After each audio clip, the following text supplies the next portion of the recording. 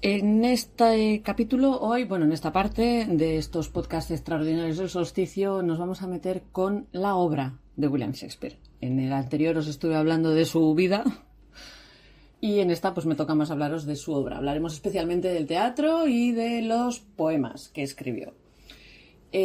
Como ya os dije cuando estuvimos hablando sobre las especulaciones sobre su autoría, sobre los trabajos, etcétera, etcétera, no sabemos si atribuirle todos sus trabajos a él en solitario. Lo que sabemos es que en algún punto llegó a colaborar con otros escritores, y la mayoría de los críticos de Shakespeare y la mayoría de la gente que ha estudiado a Shakespeare coincide en que probablemente al principio de su carrera y al final de la misma fue cuando más colaboró con otros autores a la hora de escribir obras de teatro. Las primeras obras de teatro de Shakespeare, de las que tenemos un registro correcto, o sea, porque con otras no estamos seguros con las fechas, pero de las que sí tenemos un registro correcto, son Ricardo III y las tres partes de Enrique VI, que se escribieron a principios de la década de los 90, en 1500, una época en la que estaba de moda todo lo que era el drama histórico, etcétera, etcétera. Es difícil ponerles fecha a las obras de teatro de Shakespeare, y la mayoría de los estudios sugiere que Tito Andrónico, La Comedia de los Errores, La Doma de la Bravía y Dos Caballeros de Verona también pertenecen al primer periodo de escritura de Shakespeare. Tito Andrónico es una de mis obras de teatro favoritas, muere hasta el apuntador. Es muy sangrienta, es muy bestia, es muy... Cuando me dediqué a estudiar a Shakespeare en la uni, yo os conté, creo que en el capítulo anterior, que tuvimos una asignatura que era Filosofía y Literatura, que la profe decidió hacernos un monográfico sobre Shakespeare. Y el trabajo era, teníamos un tema libre con el trabajo, y yo hice el trabajo sobre el asesinato en el teatro isabelino. Cogí una obra de Shakespeare, una obra de Marlowe y una obra de Weber, y tenía hasta estadísticas sobre quién mataba más gente, cómo moría la gente, etcétera, etcétera. Me lo pasé como una enana haciendo el trabajo, la verdad. Porque suele decir la tradición que Weber era el sanguinario, Marlowe era el elegante y Shakespeare era el ingenioso, y Shakespeare es el más sanguinario de todos, y Weber y Marlowe son muy elegantes. Pero Shakespeare es extremadamente sanguinario, y para muestra Tito Andrónico. Y otras más, ¿eh? Macbeth también muere un montón de gente, y en Hamlet, ¿para qué vamos a contar? Pero Tito Andrónico es especialmente sangrienta. Después de esta tangente, ya has dicho, estas primeras historias de drama histórico que escribe Ricardo III y Enrique VI sacan gran parte de la documentación y del texto de la obra de 1587 de Raphael Holinshead, Las Crónicas de Inglaterra, Escocia e Irlanda, que dramatizan el destructivo resultado de un gobierno débil y corrupto, y que la mayoría de la gente que estudia Shakespeare han teorizado que era básicamente hacerle la pelota a Isabel I y a la dinastía Tudor, porque Ricardo III es el último rey de la dinastía Plantagenet, y Enrique VI es el rey que da inicio a la Guerra de las Rosas, que es la que acaba con la dinastía Plantagenet. Ricardo III es hijo de Ricardo de York, que era primo de Enrique VI, y Enrique VI, a su vez, creo que era medio hermano del padre de Enrique VII, que es el primer rey de la dinastía Tudor. Shakespeare, como ya sabéis, escribe en el apogeo de los Tudor. Yo no considero que Enrique VIII sea el apogeo de los Tudor, sino su hija Isabel. Y había que hacerle la pelota a la reina, básicamente. También en estos primeros obras de teatro vemos la influencia de trabajos de otros dramaturgos isabelinos como Thomas Kidd y Christopher Marlowe, y también tradiciones del teatro medieval y de la forma de escribir teatro de Séneca el romano. Estas primeras obras de Shakespeare, especialmente las comedias italianas, Dos Caballeros de Verona, La Comedia de los Errores y La Doma de la Bravía, se consideran estas comedias italianas. Contienen, digamos que, tramas dobles, mucho equívoco, secuencias comédicas muy, muy precisas, y esto hacia la mitad de 1590, de los 90, perdón. Esto empieza a atenuarse más hacia una atmósfera más romántica, que es la que influye las comedias más aclamadas de Shakespeare, entre ellas Sueño en una noche de verano, que es lo que ha dado pie a todo este follón que tenéis entre manos ahora, que es una mezcla muy ingeniosa de romance, escenas cómicas del populacho y magia de las hadas. O sea, es una obra de teatro fantástica.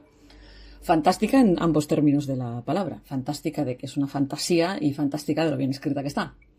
La siguiente comedia que escribe Shakespeare es la igualmente romántica El mercader de Venecia, que habla de la venganza de Shylock, un usurero judío que, digamos que a día de hoy, la forma en la que refleja a los judíos en esta obra reflejan la forma dominante de pensar sobre los judíos en esa época, pero que para nosotros como audiencia moderna pues es bastante... te pasas un buen rato con la ceja levantada porque hay un antisemitismo bastante bestia en El mercader de Venecia. Fruto de la época, pero es lo que hay. El ingenio y la guerra de palabras de mucho ruido y pocas nueces es probablemente una de mis obras de teatro favoritas del mundo mundial. Fue con la que descubrí a Shakespeare como tal.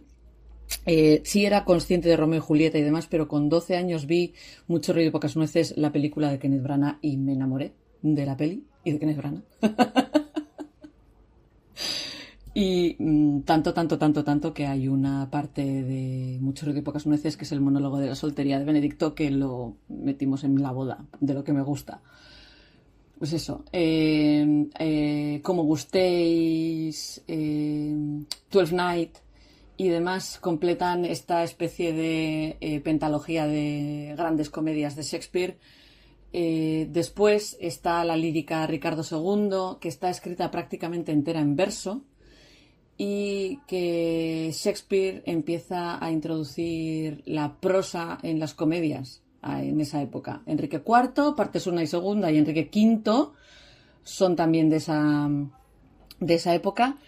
Y Enrique IV crea el personaje de Falstaff, gran amigo del príncipe Hal, que es un personaje ingenioso pero que va completamente por libre. Y es en este momento en el que los personajes de Shakespeare se empiezan a convertir en personajes mucho más complejos y mucho más tiernos, y es capaz en estas obras, en Enrique IV y Enrique V, en saltar sin problemas entre lo que es la comedia y las escenas serias, entre la prosa y la poesía, y consigue, digamos que, un trabajo mucho más maduro, mucho más serio. Esta época más madura de Shakespeare empieza y termina con 2 tragedias. Una de ellas es Romeo y Julieta, que es probablemente una de las tragedias más famosas que se han escrito en la historia de la literatura mundial. Una tragedia romántica de adolescentes enamorados y salidísimos. O sea, es mucho subtexto y hay que conocer cómo se expresaba la lujuria en aquella época, pero está, vamos, o sea, salidísimos. Y hablan de eso, de lujuria, amor y muerte de adolescentes, que muchas veces se nos olvida que Romeo y Julieta son adolescentes. Y Julio César, que se basa en la traducción de Las vidas paralelas de Plutarco de Thomas North de 1579, que es probablemente uno de los dramas mejor escritos del teatro, que de hecho es la introducción a un nuevo tipo de obra de teatro. Julio César mezcla política, personajes, introspección, eventos contemporáneos, incluso las propias reflexiones de Shakespeare sobre el acto de la escritura, y hace que la obra de teatro sea muchísimo más compleja que explicar la vida de Julio César y la muerte de Julio César, y cuidado con los idus de marzo. Si podéis conseguir la versión de Marlon Brando de Julio César, la película mola 1000. A mediados del siglo XVII, Shakespeare escribe lo que se conoce como los problem plays. ¿Qué es esto de los problem plays? Son algunas de sus obras en las que se caracterizan por ser extremadamente complejas y de un tono muy ambiguo, en el que el cambio entre lo cómico y lo oscuro y el drama psicológico es muy violento. O sea, salta de una temática a otra dentro de la misma obra de una manera muy apresurada a ratos.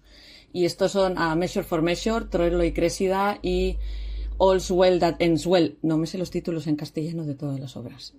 Las tengo todas apuntadas en inglés y cuando las digo en castellano es porque me sé el título en castellano. De otras solo me las sé en inglés. Y es esta también la época en la que escribe lo que son conocidos como las mejores tragedias de Shakespeare. Para muchos críticos, las tragedias son lo que representan el pico del arte de Shakespeare. Otros decimos que sus comedias son mucho mejores. O por lo menos a mí me gustan más las comedias. Las tragedias son una maravilla, no hay que decir que no. Pero a veces me gusta más el Shakespeare ligero que el Shakespeare dramático. Es lo que hay. También depende mucho de qué humor esté. Esta es la época en la que se escribe Hamlet, que es probablemente la obra de teatro más analizada de todas las obras de Shakespeare, especialmente el soliloquio del ser o no ser, esa es la cuestión. Si podéis localizar intentaré ponéroslo en Telegram en algún momento, pero hay un sketch a cuenta del To Be or Not to Be, hecho por varios actores que han interpretado a Hamlet, que es simplemente cambiando el énfasis. ¿En qué palabra cae el énfasis dentro del to be or not to be? That is the question. Ese that que he dicho yo es el to be or not to be. Cada uno pone esto y cambia completamente el significado con cambiar el énfasis de la palabra. Luego os pongo el vídeo porque es una maravilla. En contra del introvertido Hamlet, cuyo fallo fatal flow de Hamlet siempre es la falta de decisión. Hamlet lo que lleva a su caída es que le cuesta decidirse por hacer las cosas. Tenemos obras como Otelo y El Rey Lear en la que Otelo y Lear ambos caen por errores de juicio demasiado apresurados. La trama de las tragedias de Shakespeare muchas veces suele estar apoyada en estos errores fatales que destruyen el orden y destruyen al héroe y a todos aquellos a los que ama. En Otelo, Iago, el sirviente de Otelo, lo hace caer en unos celos tan grandes que acaba matando a su esposa inocente que ama a Otelo. O sea, Otelo mata a Desdémona porque Iago le va comiendo la cabeza. Si podéis ver la versión de Laurence Fishburne haciendo de Otelo y Kenneth Branagh haciendo de Iago, es espeluznante. Os voy a ir dando referencias de pelis. Tenéis las referencias de las pelis en la página web. Os puse todas de las que me pude ir acordando. Rey Lear es una obra de teatro en la que un viejo rey comete el error trágico de entregar sus poderes, iniciando una cascada de eventos que llegan a la tortura y la ceguera del duque de Gloucester y el asesinato de la más joven de las hijas de Lear, Cordelia. Y es una obra tan cruel, que esta obra de teatro no le da un respiro de la crueldad que tiene la obra de teatro ni a los personajes que son genuinamente buenos ni a los que estamos viendo la obra de teatro. En Macbeth, que es probablemente la más corta y más comprimida de las tragedias de Shakespeare, la incontrolable ambición de Macbeth y su mujer, Lady Macbeth, les llevan a asesinar al rey legítimo y a usurpar el trono hasta que su propia culpa los destruye a ellos. Lady Macbeth es uno de mis personajes femeninos favoritos. La versión de Marion Cotillard de Lady Macbeth frente a un Michael Fassbender que está maravilloso, pero es que ya se come la pantalla cada vez que sale. Ir a verlo, si no habéis visto nunca Macbeth. Macbeth ya sabéis que es la... En teatro no se dice el título. Cuando se representa esta obra de teatro en el teatro no se dice el título, se dice The Scottish Play. Porque parece ser que da bastante mala suerte. El caso es que en el mundo del teatro se cree que esta obra de teatro está maldita, lo he dicho, que no se suele decir el título en voz alta, que el título original no es Macbeth, es la tragedia de Macbeth, y se le refiere como The Scottish Play o la obra de teatro escocesa. Y la verdad es que no sé de dónde sale esta expresión de Scottish Play. O sea, me sé la historia, o sea, me sé que no se dice el nombre, pero no sé de dónde sale. Así que he hecho un inciso en la grabación y me he puesto a mirar de dónde sale esto de The Scottish Play, etcétera, etcétera. Y creo que como os va a parecer interesante, porque os gustan este tipo de datos, me he puesto a investigar de dónde puñeta sale. El caso es que sepáis que parece ser que unas brujas pusieron una maldición sobre esta obra de teatro porque Shakespeare en la obra de teatro utiliza un hechizo real. Si habéis visto Macbeth, habéis visto a las brujas.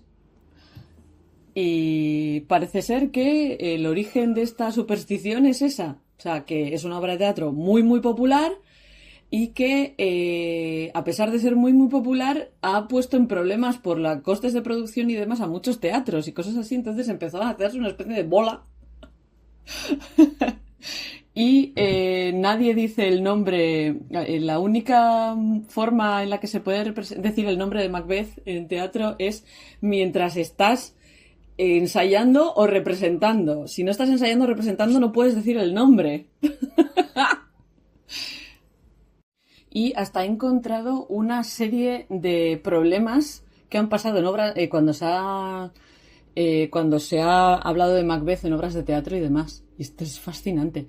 El 2 de diciembre de 1966, el National Theatre María II de Lisboa ardió hasta los cimientos porque y se estaba representando Macbeth en ese momento. En 1980, cuando Peter O'Toole estaba representando Macbeth en el Old Vic, solían llamar a la obra Macbeth mientras estaban haciéndola. Porque además la compañía de teatro que la estaba representando con Peter O'Toole se desbandó al poco tiempo de hacerla. Mientras Darío Argento estaba grabando la película Ópera, estaba convencido de que les había caído la maldición de Macbeth porque la ópera que se estaba desarrollando dentro de la película era la Macbeth de Verdi. Ari Aster, que es el escritor y director de Hereditary, dijo que otro compañero de trabajo le dijo que no se le ocurriese decir el nombre de la Scottish Play en alto y él cogió y dijo que como él no era supersticioso lo dijo y según lo dijo se cayó uno de los focos y no pudieron rodar la siguiente escena. Y si recordáis la bofetada de Will Smith a Chris Rock en los Oscars número 94, justo antes del bofetón, Chris Rock le había dado la enhorabuena a Denzel Washington por su actuación en The Tragedy of Macbeth, diciendo el nombre en alto en el Dolby Theatre. Y hubo gente que estaba allí que decía, esto es la maldición de Macbeth. Otras instancias es que en 1849 ocurrió la Astor Place Riot mientras estaba representando Macbeth. En 1937 en el Old Vic varios actores que estaban actuando en la obra fueron heridos, entre ellos Laurence Olivier. Diana Wynyard se cayó mientras interpretaba a Lady Macbeth en 1948 y Charlton Heston sufrió quemaduras en 1956. Así que bueno, ya sabéis un poquito más sobre la maldición de Macbeth. Aquí, como no estamos dentro de un esto de teatro, podemos decir constantemente el nombre. Una de las cosas que a mí siempre me hubiera gustado es que si hubiera tenido una gata hembra, le hubiera puesto Lady Macbeth de nombre. Que me encanta. Y la última de las grandes tragedias, la última de las grandes tragedias las dos grandes tragedias de Shakespeare son Antonio y Cleopatra y Coriolanus. Si podéis ver alguna representación de Coriolanus, suele molar mogollón también. Contienen alguna de los poemas más finos escritos por Shakespeare y T.S. Eliot decía que eran sus mejores obras. En su periodo final, Shakespeare vuelve al romance y a la tragicomedia y completa 3 otras grandes obras que son Cimbeline, El cuento de invierno y La tempestad, así como escribió en colaboración Pericles, príncipe de Tiro. Son menos horribles, así hablando mal y pronto, que sus tragedias, y estas 4 obras son comedias, pero son comedias un poco más serias. No sé si me explicarán, no sé si me explico. No son tan alegres como otras de sus comedias más famosas. No son mucho ruido y pocas nueces. Algunos investigadores dicen que esto es porque Shakespeare ya era una persona más adulta, más madura y que tenía un punto de vista más sereno de la vida, y también hay gente que dice que es lo que se llevaba en el teatro en aquella época. Entonces, pues no sé si nos ponemos de acuerdo. Colaboró con otras 2 obras de teatro que aún se conservan, probablemente con John Fletcher, en Enrique VIII y Two Noble Kinsmen.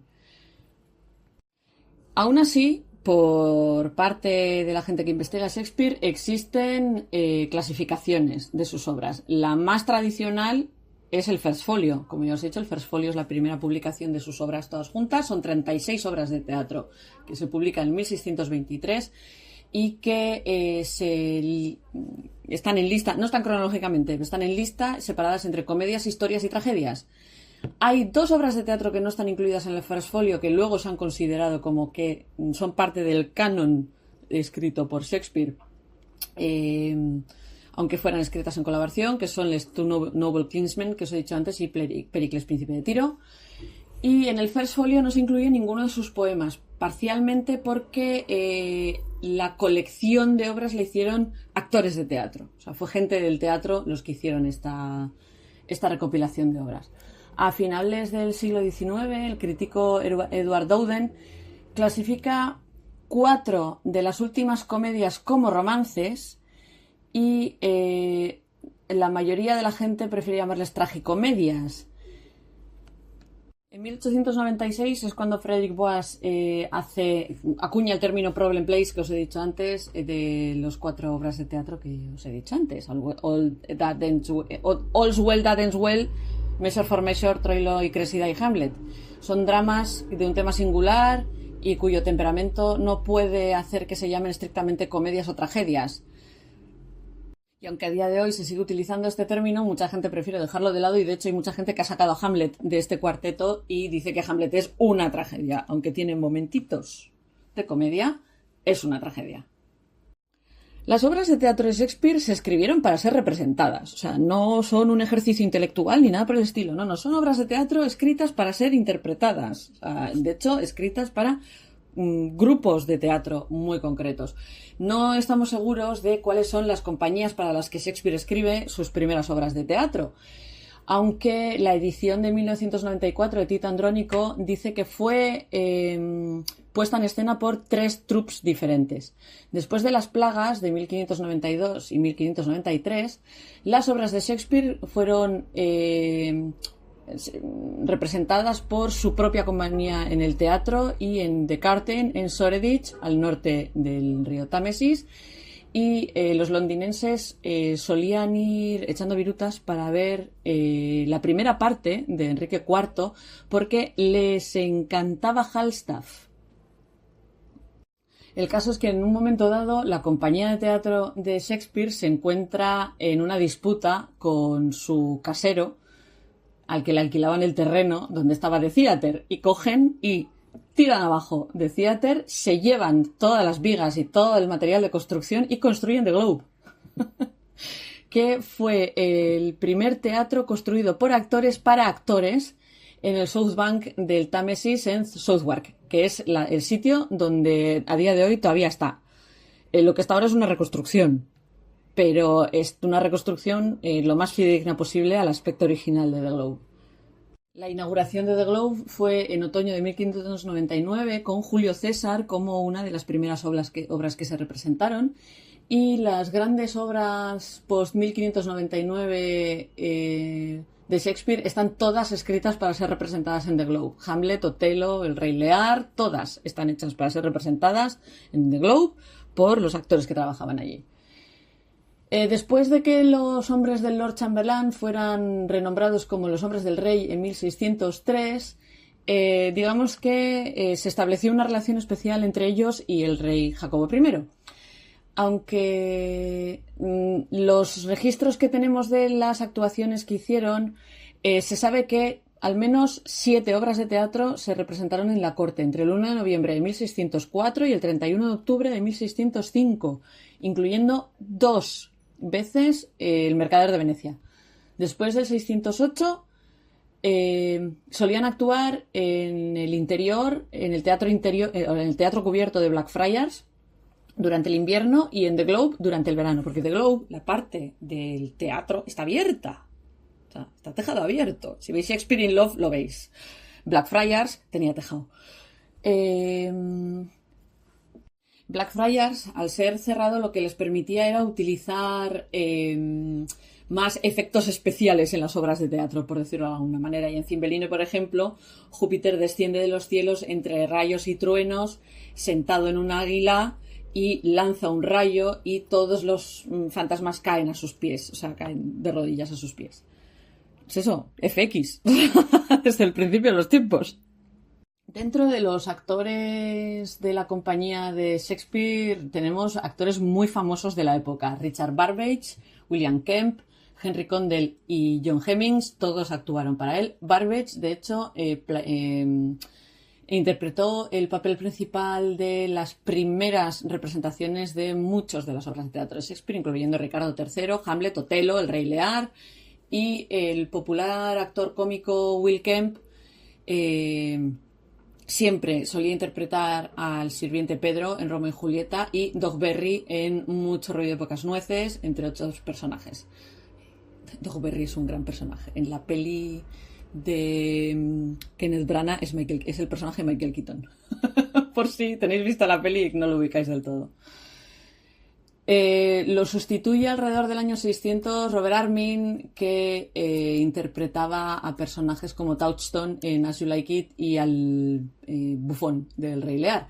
En 1613, Sir Henry Wotton interpreta a Enrique VIII en Enrique VIII. Y aunque rara vez tenemos fechas exactas de representaciones de obras de teatro de Shakespeare, sabemos que el 29 de junio un cañón disparado en escena hizo que el Globe se incendiase hasta los cimientos. Y es probablemente una de las únicas fechas precisas que tenemos de una representación de teatro de Shakespeare. Les debemos a John Hemmings y a Henry Condell el First Folio. Como ya os he dicho, el First Folio es una recopilación que hacen actores y son, de hecho, John Hemmings y Henry Condell los que recogen las obras de teatro de Shakespeare en este libro. Como os he dicho, contiene 36 textos, incluidos 18 que fue la primera vez que se ponían por impreso, o sea, impresas. Muchas de las otras piezas, de las otras 18, ya habían aparecido impresas en algún momento en formato de incuarto, que eran libretos hechos con hojas de papel dobladas 2 veces para que se pudieran sacar 4 hojas de cada folio, por decirlo de alguna manera. No hay evidencia de que a Shakespeare aprobase estas ediciones y, de hecho, el First Folio, hecho por amigos personales de él, hablan de estas impresiones en cuarto como robos y copias subrepticias. De hecho, Alfred Pollard llama a estas ediciones anteriores a 1623 bad cuartos, porque utilizaban textos adaptados, parafraseados, no bien escritos, cambiaban todo de arriba abajo y algunos, de hecho, estaban escritos de memoria. Hay donde hay varias versiones supervivientes de una obra de teatro, todas son diferentes entre ellas. Las diferencias pueden venir porque hubo errores de copia, errores de impresión, las notas de los actores o de los miembros de la audiencia no eran correctas, o el propio Shakespeare escribía a veces lo que le daba la santa gana. En algunos casos, como por ejemplo Hamlet, Troilo y Cressida y Otelo, es bastante probable que Shakespeare revisara el texto entre las ediciones cuarto y folio. En el caso del Rey Lear, sabemos que la mayoría de las ediciones modernas son idénticas entre ellas, salvo la edición in folio de 1923 y la edición in cuarto de 1608, que son tan diferentes entre ellas que muchas veces se publican juntas, porque dicen no sabemos cuál de las dos es la correcta. Todo el mundo asumimos que las del First Folio son las correctas, pero Si a día de hoy os queréis poner a leer las obras de teatro de Shakespeare, que sepáis que los textos que se consideran auténticos son los conocidos como Oxford Shakespeare, o sea, las que se imprimen desde Oxford. Así que les echáis un vistazo a esos. En cuanto a los poemas, en 1593 y 1594, cuando los teatros estaban cerrados por culpa de la peste bubónica, Shakespeare publicó 2 poemas narrativos con temas bastante sexy sexuales, así hablando mal y pronto. Uno se titulaba Venus y Adonis y el otro El rapto de Lucrecia. Ambos están dedicados a Henry Wriothesley, tercer Earl de Southampton. Pronuncio fatal el apellido de este señor. En Venus y Adonis, un inocente Adonis rechaza los avances sexuales de Venus, y mientras que en el rapto de Lucrecia, la virtuosa esposa Lucrecia es raptada por el lujurioso Tarquino. Influenciadas por las metamorfosis de Ovidio, estos poemas hablan de la culpa y de la confusión moral como resultado de la lujuria incontrolada. Ambos resultaron ser muy populares y se reimprimieron muchas veces durante la propia vida de Shakespeare. Hay un tercer poema narrativo, La queja de un amante, A Lover's Complaint, en la que una joven mujer se lamenta de haber sido seducida por un pretendiente muy persuasivo, y se imprimió antes de la primera edición de los sonetos en 1609. No estábamos seguros de si este A Lover's Complaint, era algo realmente escrito por Shakespeare, pero a día de hoy se considera parte de su obra. Los críticos literarios consideran que la cualidad del texto es muy, muy fina, pero que tiene algunos pasajes que podrían hacer dudar de la autoría de Shakespeare, pero bueno, se lo conceden como propio. Hay otro poema suyo, El Fénix y la Tórtola, dentro de una colección de poemas de Robert Chester de 1601, en la que habla de la tragedia de la muerte del legendario Fénix y su amante la Tórtola, la paloma. En 1599, de nuevo nos encontramos con 2, digamos que, primeros borradores, por decirlo de alguna manera, de los sonetos 138 y 144 que aparecen en The Passionate Pilgrim, que se escribió bajo el nombre de Shakespeare, pero sin que él diera, se publicó bajo su nombre, pero sin que él diera permiso para publicarlo bajo su nombre. Esto les pasa a muchos autores de esta época, le pasaba a Lope de Vega, si os acordáis. Probablemente la obra poética más famosa de Shakespeare son los sonetos. Si alguna vez podéis pillar una edición en castellano de los sonetos, os las leéis. O sea, a mí me chifla. Son de mis poemas favoritos, los sonetos de Shakespeare. Luego os leo mi soneto favorito, que es el 116, por si alguien pregunta. Se publican en 1609 los sonetos, que es el último trabajo no dramático de Shakespeare que se imprime, y los investigadores no están seguros de cuándo se compuso cada uno de los 154 sonetos, pero la evidencia sugiere que Shakespeare escribió los sonetos a lo largo de su carrera para lectura privada. O sea, no los escribió para publicarlos. Antes, incluso de la publicación de los sonetos, como ya os he dicho, en The Passionate Pilgrim se publican 2 de ellos. Y a Shakespeare no le hizo gracia. Y no estamos del todo seguros de cómo quería imprimirlos Shakespeare. Se cree que por una parte quería hacer 2 series. Por un lado, una serie que habla de la incontrolable lujuria por una mujer de complexión oscura, la Dark Lady, de la que os estuve hablando cuando estuvimos hablando de las especulaciones sobre la sexualidad de Shakespeare. Y otra sobre el amor conflictivo por un bello joven hombre, de Fair Youth. Como ya os he dicho, cuando hablamos de la controversia, no sabemos si estas 2 figuras son personas reales, no sabemos si el yo del autor realmente representa a Shakespeare. Hay gente que dice que era, ya os dije, que era un ejercicio mental, y gente como William Wordsworth, el poeta, que dicen que no, que aquí Shakespeare iba a corazón abierto. La edición de 1609 está dedicada a Mr. W.H., a quien acredita como la única persona que recibió estos poemas. Pero que es un mister. Pero desconocemos si esta dedicatoria es glosa del propio Shakespeare o del editor Thomas Thorpe.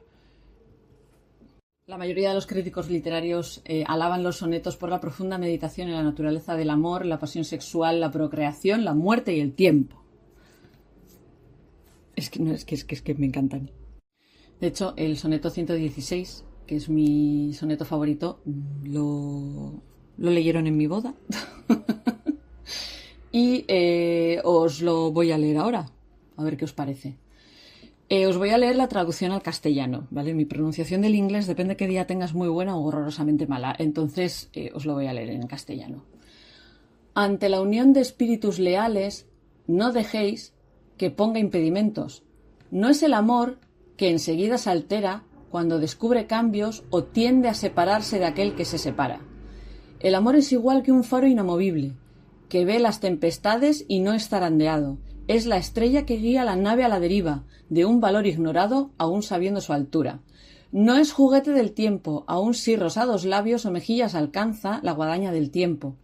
Ni se altera con horas o semanas fugaces, sino que aguanta y dura hasta el último abismo. Si es error lo que digo, y en mí puede probarse, decid que nunca he escrito ni jamás amó el hombre. A mí lo que más la estructura de los sonetos ya sabéis cómo van. Son 2 cuartetos y 2 tercetos. Con rima, creo que era A, B, B, A, B, B, A, B, A, B, B, A. Ando un poco mal con la rima.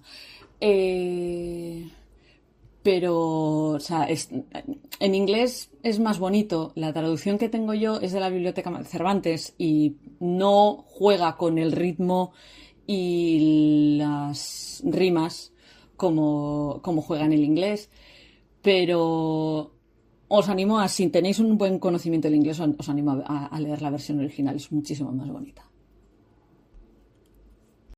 En cuanto al estilo de escritura de Shakespeare, sus primeras obras están escritas con el estilo convencional de la época, simplemente sigue la forma de escribir de los demás, no tiene su forma característica de escribir ni nada por el estilo. Escribe con el lenguaje estilizado que no siempre resulta natural a las necesidades del personaje o del drama.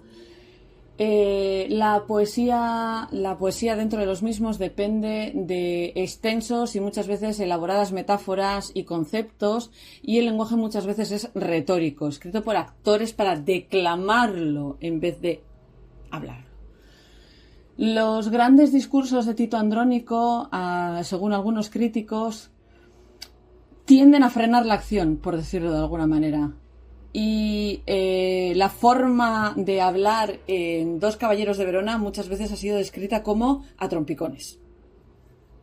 Pero Shakespeare pronto empezó a adaptar estos estilos tradicionales a sus propios propósitos y su forma de escribir. El soliloquio con el que arranca Ricardo III tiene sus raíces en una autodeclaración del vicio en el drama medieval, en el teatro medieval. De la misma manera, la vívida autoconsciencia de Ricardo, que aparece en los soliloquios, aparece luego más tarde en los soliloquios de las obras más maduras de Shakespeare. O sea, es una de las primeras muestras de lo que va a hacer a posteriori con los soliloquios. Y digamos que no hay una sola obra de teatro que dices, ya está, aquí es cuando cambia el estilo, ¿no? Va combinándolos durante toda su carrera y probablemente Romeo y Julieta es en la que mejor se vea esta especie de mezcla de ambos estilos. Para cuando Ricardo II y Sueño de una noche de verano se escriben a mediados de los 1500, Shakespeare ya había empezado a escribir poesía de una manera más natural y más fluida, menos encorsetada. Y cada vez tenía más afinadas las metáforas y las imágenes que necesitaba para expresarse. No estaba utilizando metáforas de otra gente. La forma estándar de poesía de Shakespeare es una forma que se conoce como verso blanco y que está escrito en pentámetro yámbico. De hecho, es una forma tan característica de escribir que se hacen cachondeitos sobre hablar en pentámetros yámbicos en inglés. En la práctica, esto significa que sus versos normalmente no suelen tener rimas como tal y consisten en entre 10 sílabas en una línea, buscando el énfasis en la segunda sílaba. Este verso blanco va evolucionando entre sus obras primeras y las más maduras, las que escribe más hacia el final de su vida. Y las frases tienden a empezar, hacer una pequeña pausa y luego terminar, intentando no ser monótonas. Disculpadme si en el último trozo habéis estado oyendo ruido de fondo como un motor o algo por el estilo. Se han puesto a volar hojas o yo qué sé qué justo debajo de la ventana donde estoy grabando. Una vez domina el verso blanco, Shakespeare empieza a interrumpir y a cambiar la fluidez del mismo, y esta técnica le da una flexibilidad y un poder a la poesía en obras de teatro como Julio César y Hamlet que es notoria. Después de Hamlet, Shakespeare empieza otra vez a variar su estilo poético, particularmente en los pasajes más emocionales de sus últimas tragedias, y se describe como un estilo más concentrado, más rápido y más variado, y en su construcción mucho menos regular y algunas veces incluso retorcido y elíptico. Esto incluía líneas que se decían muy seguidas, pausas irregulares, paradas y extremas variaciones en la estructura de las frases y la largura de las mismas.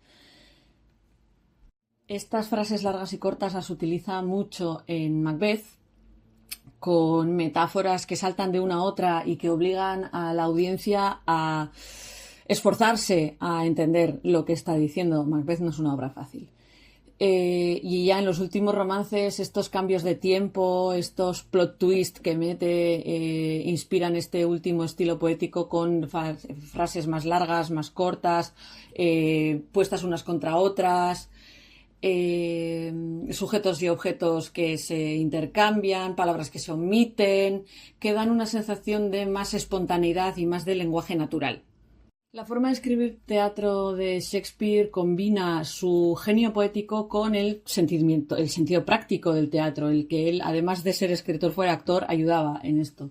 Como muchos autores de la época, las historias que dramatizaba tenían orígenes anteriores, como Plutarco y demás, pero él les daba su versión, su twist, les cambiaba cosas para crear varios puntos de interés, narrativas laterales para que la audiencia entendiera cosas que quizás si solo contase la historia principal no se entenderían. Y esto lo que hace es que las obras de Shakespeare sobrevivan a las traducciones, a las interpretaciones amplias y demás, sin perder el significado de las mismas. Y según fue ampliando sus conocimientos y su escritura y su maestría, consiguió hacer personajes que eran más claros, con motivaciones más variadas, llegando incluso a darles formas de hablar distintivas entre ellos. Y curiosamente, en sus últimos romances vuelve a un estilo más artificial, más parecido al del inicio, que enfatizaba más la ilusión del teatro. No intentaba ser fiel a la realidad. Y por último, por explicaros un poquito la influencia y la importancia del legado de Shakespeare, los trabajos de Shakespeare han hecho una impresión importante y muy duradera en el teatro posterior y en la literatura en general. En particular, amplió el potencial dramático de los personajes, de la trama, del lenguaje y de los géneros. Hasta Romeo y Julieta, por ejemplo, el romance no era algo que se viera como que era algo que podía ser una tragedia. O sea, los romances siempre eran comedias. La primera tragedia que se escribe con un romance es Romeo y Julieta. En lo que era el concepto del romance de la época, Hasta Shakespeare los soliloquios se solían utilizar para dar información sobre los personajes y sobre los eventos. Y es Shakespeare el que empieza a explorarlos como una muestra de lo que pasa por dentro de la cabeza de sus personajes, ¿no? Los soliloquios de Hamlet, el To Be or Not To Be, es perfecto para explicar esto. Los poetas de la época del romanticismo intentaron revivir la forma de escribir poesía que tenía Shakespeare, aunque no les salió del todo bien.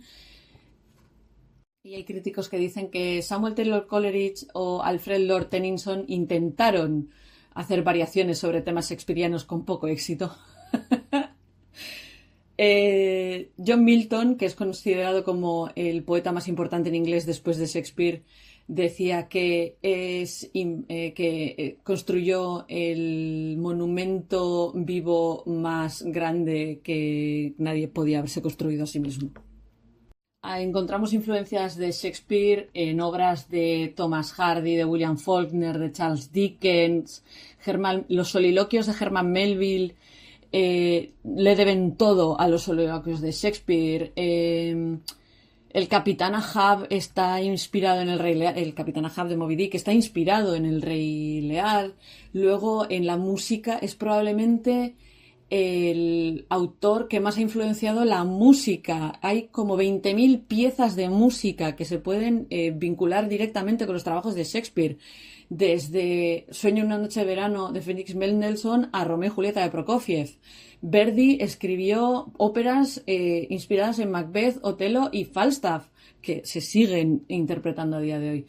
También fue inspiración para muchísimos pintores, incluidos los románticos, los prerrafaelitas. Probablemente uno de los cuadros prerrafaelitas más famosos del mundo es el de Ofelia en el agua. Es tan influyente que Sigmund Freud utiliza muchos personajes de Shakespeare para explicar sus teorías sobre la naturaleza humana, especialmente Hamlet. Ha sido guionista oficioso de Akira Kurosawa, que basó Throne of Blood y Ran en Macbeth y El Rey Lear, indistintamente.